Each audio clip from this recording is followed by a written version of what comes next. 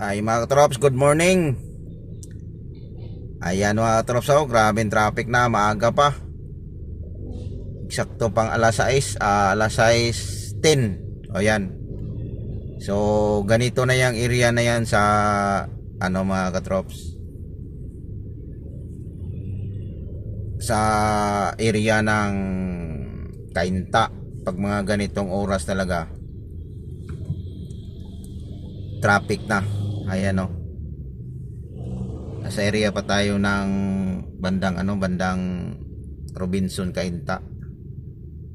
Ayan, so malapit sa SMS. Grabe. Ayan mga katrops, pag mayroon talaga tayong biyahe na maaga, alas 4 pa tayo alis sa bahay. So sa ngayon, wala tayong biyahe ng maaga. So kaya medyo tinanghali tayo konti. Pero ito na yung nadagta natin. Di pa naman to tanghali. Medyo maaga-aga pa kasi alas 6 pa, alas 6:10 pa. Pero ganito yon. Ganito na yon siya ka-traffic. Tapos magsunod pa dito pagdating natin ng C5, Tindisitas. Sana maluwag doon. Doon tayo makabawi sana. Kaya para makaabot tayo ng mga alas 8 doon sa Makati. Yan, kita nyo naman mga trops, agang-aga pa. Kita ko sa iyo yan mga trops. Yan, ganyan talaga.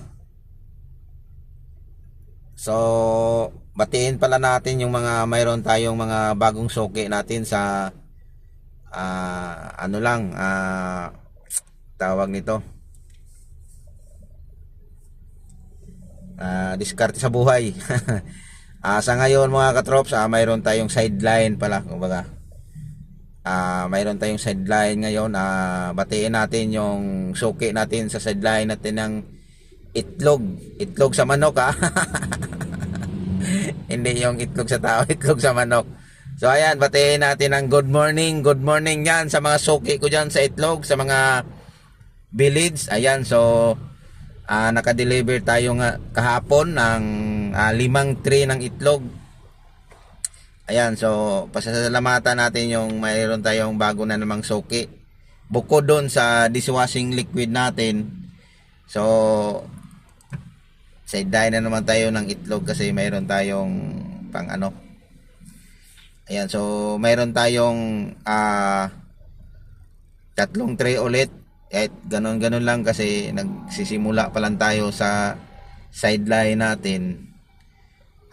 Karamihan pa pa sila ng cellphone number natin kasi ganun talaga pag bago, pero kailangan natin ng mayroon tayong dala na ipapakita sa kanila kasi kung sakaling bibili, bigay na natin agad para para makabenta tayo. Ganun yung mga sideline natin. So kahapon yung 5 tray, ayan, so 2 tao lang ang kumuha nun kahapon. Sa kanila may kumuha ng 3. 3 din sana yung kumuha, kaya lang sabi ko may natira akong 2. Kaya ayun, so sabi ko bukas na lang yung isa, di-deliver ko lang din sa kanila. Kaya mayroon tayong dalang itlog na naman ngayon. So idaan natin yung 1 tray kasi nakulangan tayo kahapon. Ayan mga trops, grabe. Ganito yung buhay Maynila mga katrops. Kung kaya kang dumiskarte na magkaroon ka ng sideline, gawin nyo na. Kasi sa hirap ng buhay ngayon. Ito pang nakakano pa nito, ang taas na naman ng gas.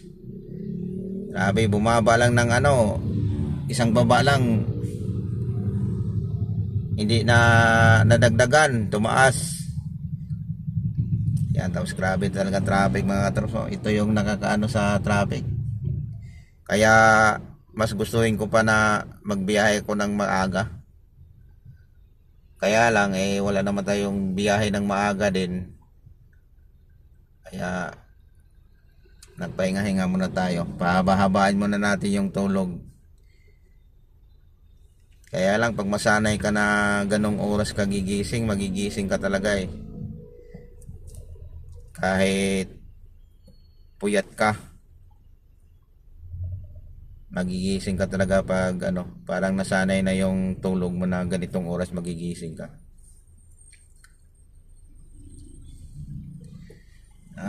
Ang traffic. Ano bang nangyari sa mundo?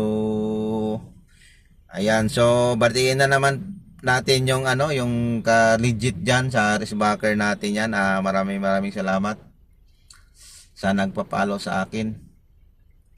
Saka sa mga natin diyan, yung mga ka-reels natin diyan na nagla-like, maraming salamat. Siya nga pala, kung gusto niyo mapanood yung full mga video ko, yung mga in-upload ko dito sa Facebook. So yung mga full video natin nasa YouTube channel ko na in-upload. Kaya panoorin nyo yun kasi nakakabigay ng tulong yun sa mga driver. Mayroon tayong mga learning doon. Learning para hindi ka mahuli, hindi ka matikita ng mga MMDA o bang traffic enforcer o man yung manghuli dyan. Ayan, so panoorin nyo yun, search nyo lang GC YouTube channel. Ayan, so paki na lang din, subscribe na lang din para updated ko kayo sa mga bago kong mga bago kong video sa mga adventure natin sa araw-araw nating biyahe sa kalsada. Kaya mayroon akong mga refresh na doon na mga dinadaanan ko na mahigpit na mayroong manghuhuli. Kaya yon, so para yon sa mga katropa nating ganitong hanap buhay sa kalsada o sa daan pa. Ayan, medyo umusad-usad na ng konti mga katrops. Ay, ano ba? Estimate natin ito mga katrops bago tayo makarating ng Makati, nasa magdalawang oras. Alas 6, alas 7. Saktong-sakto lang kasi mga 8:30 pa naman yung biyahe natin. Okay lang yung estimate natin. Kaya lang pag mga ganito, kapagod sa paa, okay lang pag mga matik. Lalo ng stop pinto kasi din sa mga manual kasi mga katrops, sa akin lang ayaw ko kasi magbabad ng clutch sa natin, sa sasakyan natin. Kaya kunting bitaw tapos bitaw apak, hindi yung iba hindi ko rin alam, kahit naka-stop hindi na maglagay sa neutral, nakaapak lang sa paa. So pag automatic, wala naman sana problema yun. So ayan mga katrops, so thank you for watching mga katrops. Bago natin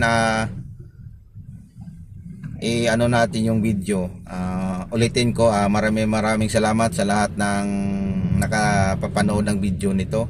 God bless na lang sa ating lahat at ingat na lang po tayo lagi. Bye bye.